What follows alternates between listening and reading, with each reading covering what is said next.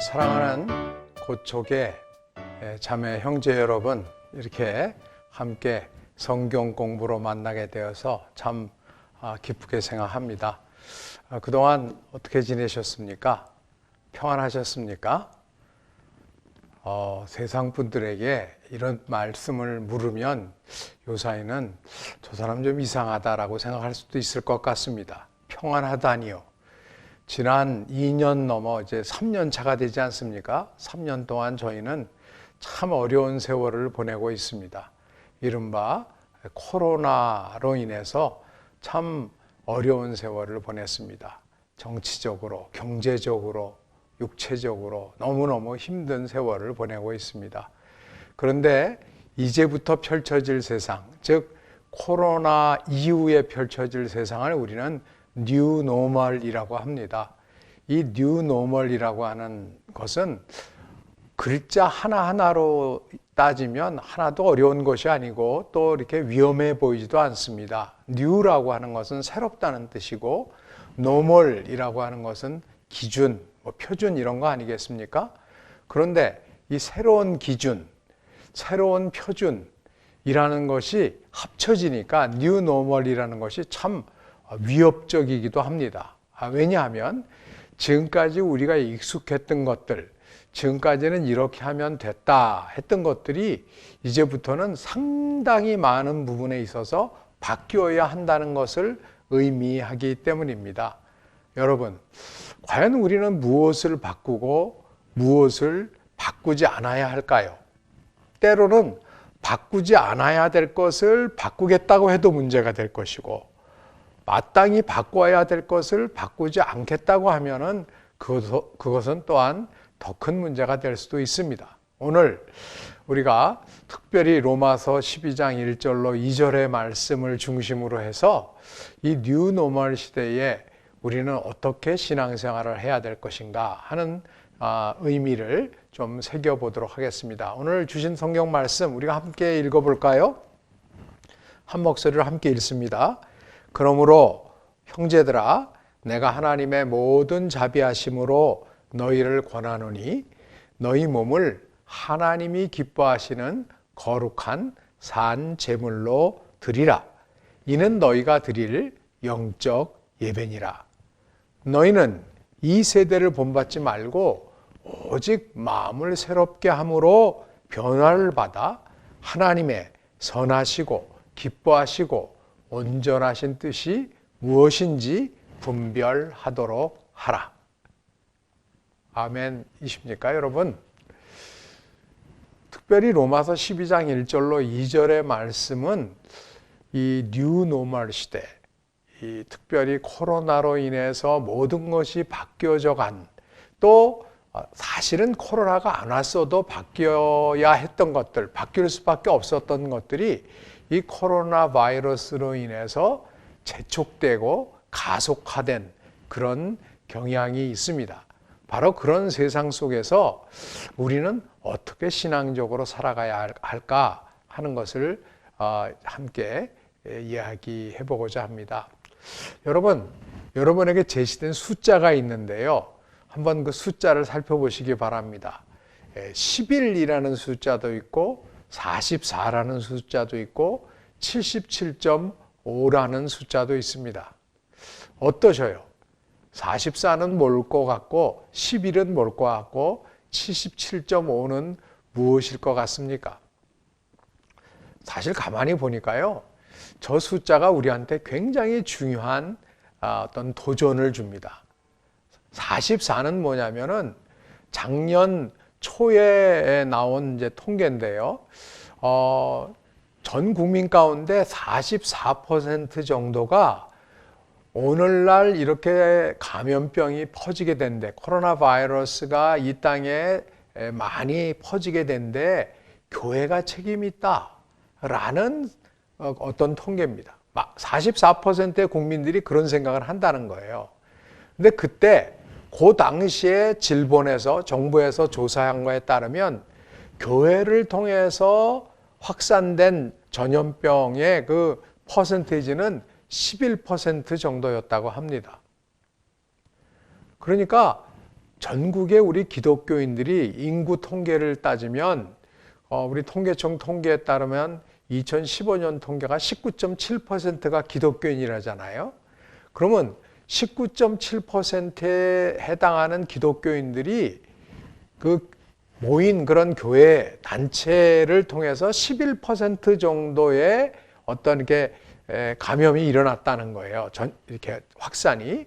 그거면 평균보다도 사실은 낮은 거죠. 물론 그게 이제 제로였으면 제일 좋았겠지만 사실은 뭐 햇빛이 악인이나 선인에게 같이 비치고 비가 이런 사람 저런 사람에게 다 오듯이 이 감염병, 전염병이라고 하는 것은 뭐 우리에게 다 올 수 있는 것들이죠.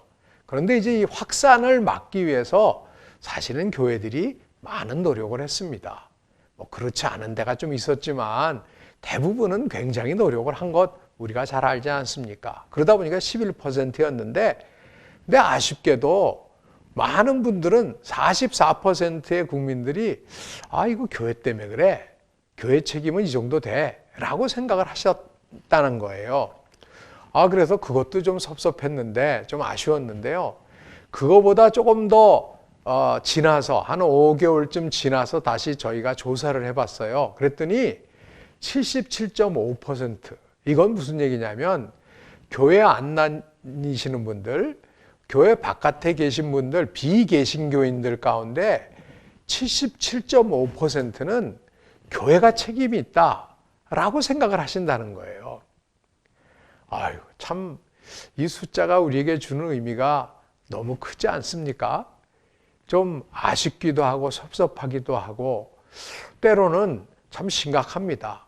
이 영향이 10일인데 10일도 없으면 좋았겠지만 44로 생각하는 것도 억울했는데 참 아쉬웠는데 우리가 전도해야 될 대상, 우리가 복음을 나눠야 될 대상 가운데 77.5%에 해당하는 분들이 이거 교회 책임이다. 교회가 책임이 커.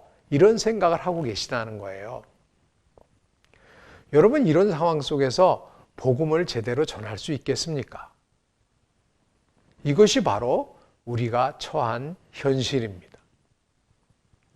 뉴 노멀의 시대를 코로나 이후의 시대를 잘 살아가기 위해서 우리가 꼭 의식해야 되고 인식해야 되고 또 극복해야 될 삶의 환경 바로 11, 44, 77.5 이 숫자를 여러분 기억하시기 바랍니다. 어떻게 하다 이런 일이 생겼을까? 여러 가지로 분석을 할 수 있습니다. 그런데 무엇보다 먼저 우리는 세상 사람들이 이렇게 생각한다. 그들이 잘못했다. 정부가 잘못했다. 언론이 잘못했다. 누가 잘못했다. 이런 얘기하기 전에 하나님의 말씀 앞에서 우리 자신을 먼저 좀 돌아보는 것이 필요하다고 생각되어집니다. 손가락이 이렇게 얘기를 하면 손가락 하나가 상대방을 가리킬 때 사실 세 개는 우리를 가리키고 있잖아요. 그런 의미에서 우리 자신이 먼저 하나님 앞에서의 우리 모습을 반성할 필요가 있다고 생각합니다. 돌아볼 필요가 있다고 생각을 합니다. 여러분 어떠셔요? 지난 거의 3년여, 연차로 따지면 3년여 동안 2년이 이 만으로는 좀 넘는 기간 동안 제일 느끼신 것은 무엇입니까? 당신은 뭘 느꼈느냐? 저에게 물으신다면 저는 가장 어려웠던 것 그리고 가장 심각했던 것이 뭐냐면 예배를 제때 드리지 못했다는 것입니다. 즉 제가 사모하는 예배당에 나가서 제가 사랑하는 자매 형제들 신앙의 공동체 식구들과 마음껏 찬양할 수도 없었고 또 기도할 수도 없었고 교제할 수도 없었고 서로 참 이 포옹도 못하고 참 답답했다는 것입니다. 그 중에 가장 어려웠던 것은 예배당 안에서 마음껏 예배를 드리지 못했다는 것 아니겠습니까? 대부분 여러분들이 그러셨을 것 같아요. 근데 저는 이렇게 화면을 통해서 온라인 예배를 드리면서 이런 생각을 하게 되었습니다. 또 조금 반성을 하고 회개를 하게 됐는데요. 그 전에 우리가 주일날 되면 예배를 드리러 교회 갈 때 그 예배가 얼마나 귀한 것이었다, 얼마나 귀중한 것이었나 하는 것을 그만큼 알고 드렸나? 우리가 예배 시간 되면 그냥 자동적으로 성경 찬송 들고 가서 그냥 예배 기계적으로 습관적으로 드리고 온 것은 아닐까 하는 반성을 하게 되었습니다. 여러분들은 어떠셔요? 여러분들은 그 주일 우리에게 허락한 그 예배 시간, 예배 장소에 가는 것을 진짜 감사하셨어요? 그것을 그렇게 감격스럽게 여겼습니까? 저는 진짜 제대로 감사 못했고 그렇게 감격스럽지 못한 습관적인 예배를 드린 적이 참 많았던 것 같습니다. 우리에게 주어진 자매 형제들과의 교제, 식사를 하든지 커피를 마시든지 그 수다를 떨든지 그런 시간들이 얼마나 귀한 시간이라는 것, 얼마나 즐거운 시간, 행복한 시간이었다는 것, 그것을 예전에는 미처 몰랐습니다. 그런데 여러분, 오늘 말씀해 보니까 이렇게 말씀하시잖아요. 형제들아, 물론 여긴 자매들이 포함되죠. 내가 하나님의 모든 자비하심으로 너희를 권하노니, 즉 이제부터 이런 생각을 할 수 있는 것, 이런 반성을 하고 회개를 하고 다시 하나님의 말씀을 받아서 새롭게 영적인 충전을 하고 새로운 길을 걸어갈 수 있는 것은 그 비결은 딱 하나예요. 우리가 참 부족했지만, 지금까지 감사도 부족하고 은혜에 대한 감격도 부족하고 다 부족했지만 그래도 하나님이 여전히 우리를 사랑해 주신다는 것, 하나님의 모든 자비하심으로 너희를 권하노니, 이 시간 저와 여러분들이 함께 말씀을 나눌 수 있는 것도 하나님의 자비하심이 있기 때문인 줄로 믿습니다. 하나님의 사랑, 그 하나님의 사랑이 있기 때문에 여러분이, 제가 오늘 말씀을 중심으로 이렇게 만날 수 있는 것 아니겠습니까?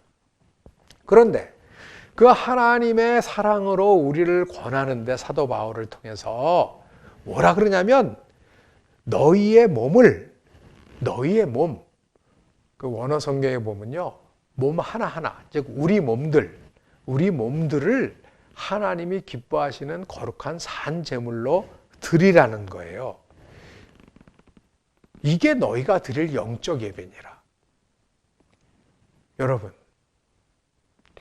그러고 보니까 코로나 이전에 제가 드렸던 예배 가운데는 많은 예배가 몸으로 드리지 못하는 예배가 많았던 것 같아요. 즉 입술로만 드리는 예배가 많지 않았나? 입술로만 드리는 찬양, 입술로만 드리는 기도, 귀로만 듣는 설교, 온몸으로 살아내질 못하고 온몸으로 드리질 못하고 립 서비스만 너무 많이 하고 있는 우리들은 아니었나. 귀로만 하나님의 말씀을 듣고 흘려버리는 우리가 아니었나 하는 반성을, 회개를 하게 되었습니다.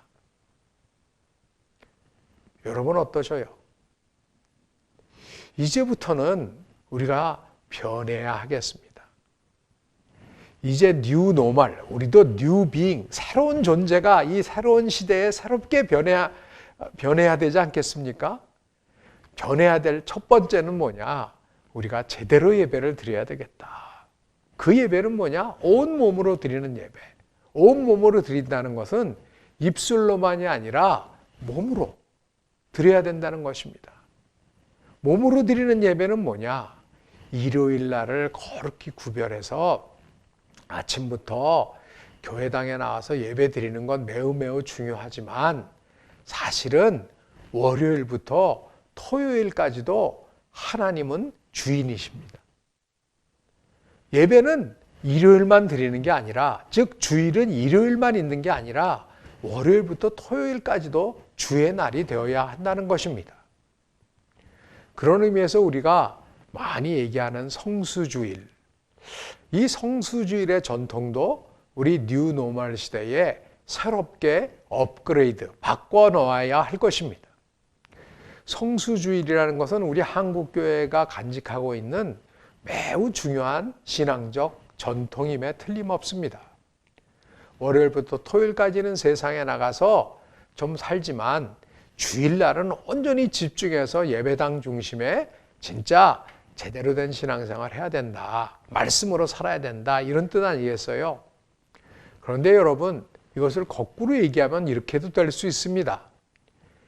일요일, 즉 주일은 하나님의 사람답게 살아라. 말씀 중심으로 살고 예배당 중심으로 살아라. 그러나 월요일부터 토요일까지는 세상에 나가서 살아라.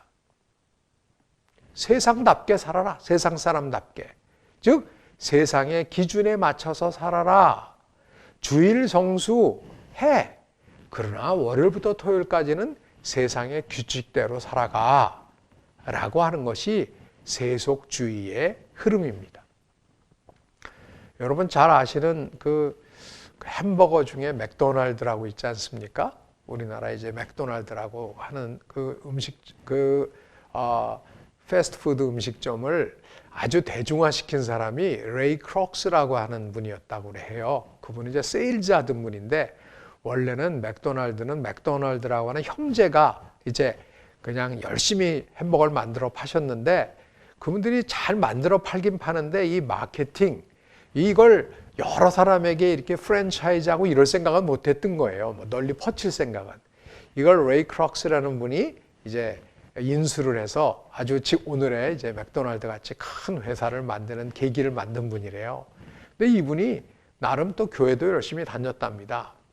그런데 그분이 이렇게 얘기를 했대요. 책을 보니까 나에게 하나님은 1등이다.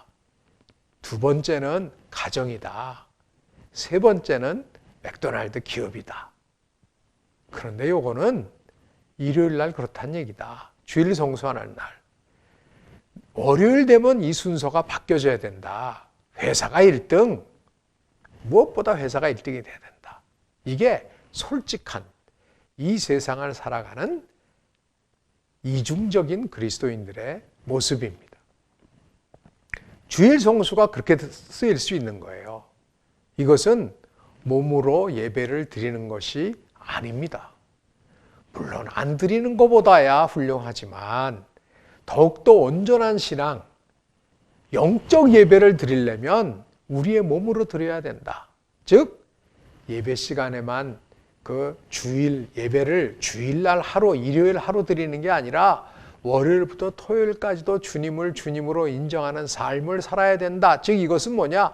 입술로만의 예배가 아니라 입술을 포함한 삶으로 그리스도를 인정하며 살아가는 삶, 정직한 삶, 근면한 삶, 이웃을 섬기는 삶, 이런 것들이 다 예배라는 것입니다.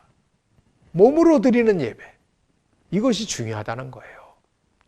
그 다음에 또 몸으로 드리는 예배는 예배당 안에서 일요일 날 예배당 중심으로 예배를 드리는 것 매우 중요합니다. 그렇지만 그것이 다가 아니라는 거예요. 예배당에 와서 예배를 드리는 것은 마치 우리가 주유소에 가서 그 기름을 채우는 것과 마찬가지예요. 차에. 그 기름을 채운 다음에 주유소에 머물러 있지 않잖아요. 밖에 나가서 열심히 다녀야 되죠. 은혜를 이제 세상에 다 나눠야 되지 않겠습니까? 바로 우리가 몸으로 예배를 드린다는 것은 예배당 안에서뿐만 아니라 가정에서, 일터에서, 지역사회에서, 학교에서 신앙인이면 신앙인답게 살아가는 것, 이것이 바로 몸으로 드리는 예배인 줄로 믿습니다. 사도 바울은 이것을 너희가 드려야 될 영적 예배라 하였던 것입니다. 여러분, 영적 예배라고 하는 것은 막 방언을 얘기하고 입신을 하고 뭐 치유의 은사를 하고 이런 아주 초월적인 행위를 하는 것, 그것도 물론 영적인 행위일 수 있습니다. 그렇지만 영적이라고 하는 것은 훨씬 넓어요. 특별히 이 본문 성경 12장 1절 말씀에서의 영적이라는 뜻은 그 헬라어 말로 이제 원어로 쓰여 있는데요. 그게 이제 로기켄이라는 말로 쓰여 있습니다. 근데 이 로기켄이라는 말을 이제 분석을 해보면 로고스, 우리가 잘 아는 로고스라는 말 있잖아요. 말씀, 또 진리, 합리성 이런 데서 나오는 말이에요. 그래서 영어 성경에 보면 이 말씀을 어떻게 번역했냐면 어떤 성경에는 spiritual worship이라고도 번역돼 있고 어떤 성경에 보면 reasonable service라는 말로도 번역이 되어 있습니다. reasonable service, 즉 합리적인 예배다. 여기서 합리적이라는 것은 1 더하기 1은 2고 이런 어떤 근대주의적인 좁은 이성으로만 얘기하는 게 아니고 하나님의 진리에 합당하다는 거예요. 하나님의 진리에 합당한 것은 영적인 것입니다. 하나님의 초점을 맞추고 하나님과 주파수를 맞추고 있는 것은 영적인 삶이 되는 거예요. 즉 입술로만이 아니라 삶으로, 몸으로, 일요일만이 아니라 월요일부터 토요일까지도 예배당 안에서뿐만이 아니라 가정과 일터와 지역사회에서도 우리 주님을 주님으로 인정하는 삶을 살아가는 것, 이것이 영적 예배, 특별히 뉴 노멀 시대에 우리가 드려야 될 영적 예배인 줄로 믿습니다. 여러분, 아까 보셨잖아요. 11, 44, 77.5 어떻게 다 이렇게 됐습니까? 우리는 나름대로 교회에서 열심히 신앙생활했고 또 나름대로 위험하다 그래서 교회도 안 가고 교회 문을 어떤 물리적인 문은 닫아놓고 그래도 온라인으로서 우리가 예배도 열심히 드렸고 나름대로 방역을 수칙을 지키려고 그 누구보다도 애를 썼는데 참 섭섭하게도 아쉽게도 적지 않은 우리의 이웃들은 우리를 보고 저 사람들 때문에 이 질병이 더 퍼졌어. 우리는 뭐 신천지 같은 분들과 전혀 우리는 다른 사람들이라고 생각하는데 당신들이 그 사람들과 다를 바가 뭐야? 뭐 이런 얘기를 우리가 지금 듣고 있는 이유는 무엇일까요? 저희가 그걸 분석해 보니까 사실은 세상 분들은 우리를 볼 때 나름대로 그 세상 말로는 프레임 속에서 바라보시더라고요. 뭐 쉬운 말로 얘기하면 안경을 끼고 보시는 거죠. 우리 기독교인들을 바라볼 때 저 사람들은 좀 자기들끼리 그래. 너무 자기들끼리만 그래. 자기들밖에 몰라. 이기적이야. 이런 안경을 끼고 우리를 바라본다는 거예요. 그러다 보니까 오늘날 우리는 나름대로 이렇게 이웃을 사랑하려고 또 나름대로 이웃에게 피해를 안 주려고 나름대로 굉장히 노력을 했는데 이렇게 안 알아주는 거예요. 그래서 저희가 사실은 좀 섭섭해서 또 이것을 세상에다 알려야 되겠다 그래서 연구도 많이 했습니다. 그래서 이 설문조사도 해보고 뭐 진짜 조사도 해봤더니 왜 이 세상 분들이 44%가 또 비기신교인 가운데 77.5%는 우리 교회와 교인들에 대해서 이렇게 부정적인 생각을 하실까라고 보니까요. 사실 이 원인이 언론에도 있는 것 같더라고요. 똑같은 일이 벌어져도 좋은 일은 안 다뤄주시고 자꾸 부정적인 얘기. 우리가 봐도 저 교회는 문제가 있어. 근데 대부분의 교회는 그렇지 않은데 그런데 그 문제가 있는 교회 지도자들 이런 분들만을 너무 크게 취급하는 것이 아닌가 하는 우리도 나름대로 그런 안경을 끼고 언론을 보게 되었어요. 실제로 그렇지 않나? 그리고 이 연구를 해보니까 언론이 바라보는 것과 비개신교인들, 사회가 교회를 바라보는 것이 거의 같아요. 즉 이건 무슨 얘기냐면 사회는 언론을 통해서 교회를 바라보게 된다. 그러니까 언론이라는 것은 굉장히 중요하다라는 것을 다시 한번 확인하게 되었습니다. 그런데 여러분, 언론에는 다 교회를 싫어하는 분들만 계신가요? 언론에는 다 비신앙인들만 계신가요? 그렇지 않잖아요. 사실 언론에도 정부에도 우리 기독교인들이 꽤 많이 있습니다. 그래서 타종교에 계신 분들은 너무 정부의 요직에 기독교인이 많다. 그래서 막 종교 차별 이런 얘기도 막 지적하실 정도로 사실은 요소요소에 신앙인들이 많습니다. 그런데 그 신앙인들이 많이 있는 정부도 우리에 대해서 그렇게 우호적으로 본 것 같지 않았고, 우리 느낌에 언론도 좀 우리가 볼 때는 좋은 뉴스는 안 얘기하고 부정적인 것만 저렇게 많이 확대 재생산한 것은 아닌가, 조명한 것은 아닌가 하는 섭섭함이 이제 많은 신앙인들 사이에 있잖아요. 그래서 이제 그런 얘기를 좀 했어요. 언론에 계신 분들한테. 아니, 사실 11%밖에 안 됐을 때도 어떻게 44%라는 생각을 사람들이 이렇게 가지시게 되었고, 또 이게 나중에 몇 개월 지나서는 77.5%나 되는 분들이 이런 생각을 하시는 것은, 그건 여러분들이, 당신들이, 언론이 너무 교회에 대해서 부정적인 얘기만을 재생산해서 그런 것 아닙니까? 라고 좀 아쉬운 소리를 했어요. 그랬더니 언론에 계신 분들에게 제가 들은 얘기는 두 가지예요. 하나는 뭐냐면, 그런 얘기는 당신들이 할 게 아니라 언론 전문가들이 해야 됩니다. 그러면 우리가 좀 들을 수 있겠습니다. 객관적으로. 이런 얘기를 하세요. 그래서 이거는 저 같은 목사가 그냥 우리가 보통 이거 왜 이래요? 라고 얘기하는 것 갖고는 그렇게 효과가 없겠구나 라는 생각을 하게 됐고요. 두 번째로는 이 두 번째 얘기가 또 마음이 참 도전이 됐습니다. 제 마음에. 아주 신실한 안수 집사님, 방송에 계신 분이, 그 집사님이 저한테 그러더라고요. 제가 이렇게 좀 아쉽잖아요. 좀 교회에 대해서 좋은 얘기를 해주시지, 이렇게 나쁜 얘기만 자꾸 이렇게 확대 재생산되는 것 언론에 좀 아쉽습니다. 그랬더니 뭐라 그러시냐면, 목사님, 그 뜻은 잘 알겠습니다. 저도 그런 마음은 뭐 동감입니다. 그런데 교회에 계신 분들이, 특별히 이제 목사님들, 또 목소리가 좀 큰 이런 교인들이 기억해야 될 게 있습니다.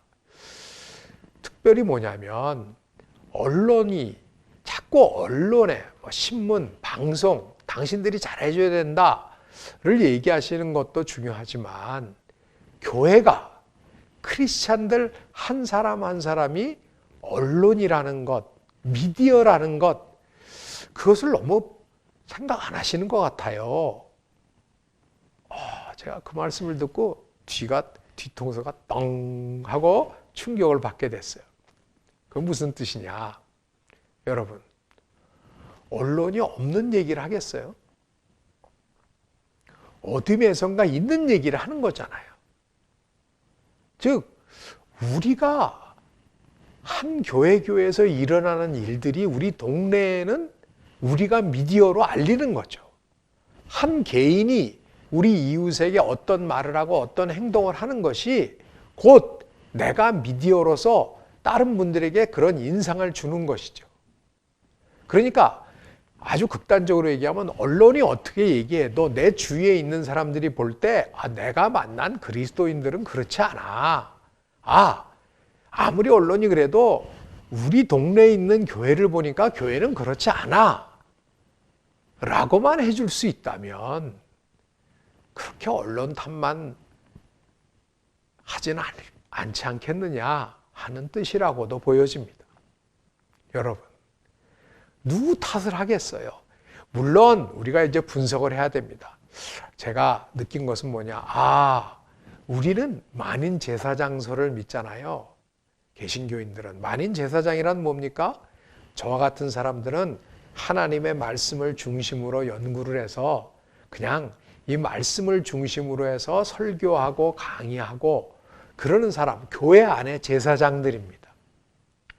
그런데 여러분은, 대부분의 여러분들은 교회 바깥에서의 제사장들이에요. 기업에 계신 분들은 기업 세계의 제사장이시고, 교육계에 계신 분들은 교육 세계의 제사장들이시고, 가정의 전업주부들은 가정에서의 제사장들이셔요. 각자가 자기 맡은 곳에서의 다 제사장들이란 말이죠. 그래서 어느 곳에서 무슨 일을 하든 죽게 하듯 하면 다 제사장으로서의 역할을 하는 것이고, 하나님 나라의 일은 그렇게 각 영역에서의 제사장들이 자기 일들을 열심히 했을 때 하나님의 나라가 이루어지는 거지, 하나님의 나라가 저기에서 이루어진 것 같이 이 땅에서도 이루어진다는 뜻이 꼭 교회 안에서만 이루어지는 것은 아니라는 것을 우리가 잘 알지 않습니까? 이 땅에서 하나님의 뜻이 이루어지려면 이 땅에서 하나님의 뜻을 수행하는 사람들, 실천하는 사람들이 곳곳에 있어야죠. 하나님의 나라는 온 우주에 걸쳐서 펼쳐져야 되는 것이니까. 그런 의미에서 이렇게 우리가 언론에 대해서 아쉬운 점이 있다면 언론을 전공한 학자들, 신문방송학과, 옛날로 치면 신문방송학과의 교수님들, 학자들, 우리 교회의 집사님, 장로님, 성도들 가운데 얼마나 많아요. 그런 분들이 또 이런 연구를 함께 할 수 있으면 기자분들도, 언론에 계신 분들도 더 듣겠다는 거예요. 그러니까 뭐 아쉽다, 잘못했다, 비판만 하기 전에 우리가 먼저 책임적으로 이제 어떻게 하면 하나님을 더욱더 기쁘시게 하고 하나님의 사랑을 받은 자답게 살아갈 것인가, 이것을, 즉 하나님의 사랑을 받은 만큼 이웃을 사랑할 수 있잖아요. 그게 바로 크고 첫째 되는 계명이고 둘째 계명도 이와 같으니, 즉 하나님을 향한 영적인 사랑, 이 수직적인 사랑은 이웃을 향한 수평적인 사랑으로 연결이 되는 것입니다. 저희가 왜 교회를 얘기하고 왜 공적인 신앙을 얘기하느냐, 이번 특별히 성역 공부의 주제가 그거잖아요. 공적 신앙. 신앙은 나만 혼자 잘 먹고 잘 살자는 게 아니잖아요. 신앙은 하나님을 사랑하는 자들이, 하나님의 사랑을 입은 자들이 하나님의 사랑을, 하나님이 세상을 이처럼 사랑하사 독생자를 주셨으니 누구든지 저를 믿으면 멸망치 않고 영생을 얻게 되리라 하는 하나님의 사랑에 힘입어서 구원을 받은 사람들, 그 사람들이 교회에 모이는 거예요. 그러면 교회는 뭐냐? 바로 그 사랑을 아직도 못 받은 사람들, 아니 아직 못 깨닫고 있는 사람들, 하나님이 그들을 사랑한다는 것 아직 느끼지 못하는 이들, 그들에게 그 사랑을 느끼게 해주라고 우리를 먼저 구원받게 해주신 것 아니겠습니까? 그래서 여러분, 우리는 하나님을 더욱더 사랑해야 합니다. 그러니까 하나님의 사랑을 더 느끼고 더 행복감을 더 만끽해야 돼요. 그거 중요한 거예요. 나 자신이 행복해야 돼요. 나 자신이 사랑을 받음을 알아야 돼요. 그게 구원의 감격이잖아요. 그렇지만 그 감격은 내 안에서 그칠 수가 없습니다. 우리가 나중에 또 말씀을 나누겠지만 사도 바울 같은 사람은 그렇게 구원을 받아서 기쁘고 즐거워서 사망이나 죽음이나 기쁨이나 그 어떤 피조물이라도 나를 그리스도 예수 안에서 나타난 하나님의 사랑에서 끊을 수 없으리라 라는 엄청난 신앙 고백을 한 그 사도 바울이 나중에 뭐라 그래요? 바로 9장에 딱 로마서 9장에 가니까 나에게는 그치지 않는 근심이 있고 참 고통이 있다. 근심과 고통이 있대잖아요. 그 구원의 감격에 감격을 외치던 사도 바울이 곧 근심과 고통이 있어요. 왜? 내 형제, 고륙의 친척, 이웃들이 아직 구원을 받지 못하고 있기 때문에. 그래서 우리의 신앙은 결코 개인주의적인 이기적 신앙으로 끝날 수가 없고 이웃을 향한, 이 세상을 향한 공적 신앙으로 나아갈 수밖에 없습니다. 하나님은 이런 예배를 영적 예배라고 하셨고 이런 신앙을 영적 신앙이라고 하셨던 것입니다. 여러분, 뉴노멀 시대 우리가 어떻게 살아갈까? 많은 것들이 바뀌어야 합니다. 예전에는 컴퓨터 잘 못했지만 이제는 컴퓨터도 잘하려고 노력해야 되고, 예전에는 디지털 기기 잘 못 만졌지만 디지털 기기도 좀 만지려고 노력해야 되고, 예전에는 이렇게 유튜브 같은 것도 못 만졌지만 이제는 그걸 통해서 정보도 얻어야 되고 그냥 그 정보를 얻은 것을 또 가려낼 줄 아는 디지털 리터러시, 문해력도 길러야 되고요. 변해야 될 게 많습니다. 그래서 우리가 일생 동안 공부해야 돼요. 그래서 평생 교육 앞으로도 계속돼야 됩니다. 왜? 내가 변해야 되니까. 그 통계를 보니까 조사 보고서를 보니까 그 하버드 대학에서 70년 동안 인간의 행복에 대해서 종단 연구한 보고서 있잖아요. 그래서 가장 행복한 사람은 어떤 사람이냐? 행복한 사람의 특징 중에 하나는요. 끝까지 공부하는 사람들. 여러분과 같이 이렇게 끝까지 공부하는 사람들. 왜? 계속 변하니까. 세상을 잘 모르면요. 자꾸 화만 나요. 저들이 왜 저래? 세상이 왜 이래? 그런데 공부를 하면 아, 저래서 세상이 저렇구나. 왜 요새 사람들이 저런 얘기를 하는구나 하는 거를 이해하게 된다고요. 그런데 말씀을 더 공부하면 그거보다 더 깊은 지혜를 깨닫게 되는 것 아니겠습니까? 여러분, 뉴노멀 시대 우리가 많이 배워야 합니다. 변해야 합니다. 그러나 변하지 않아야 될 것이 있습니다.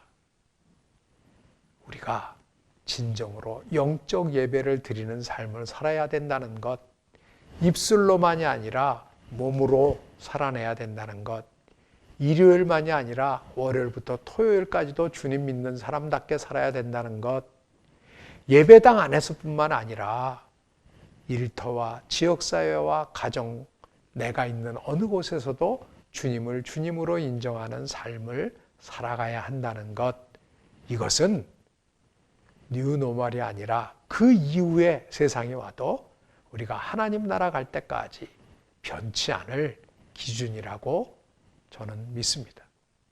여러분도 그러시죠? 뉴노멀 시대, 많은 것이 변해도 변치 않는 것 마음에 새기시고 이제부터 더욱더 영적 예배를 드리면서 살아가는 저와 여러분들 되기를 간절히 원합니다.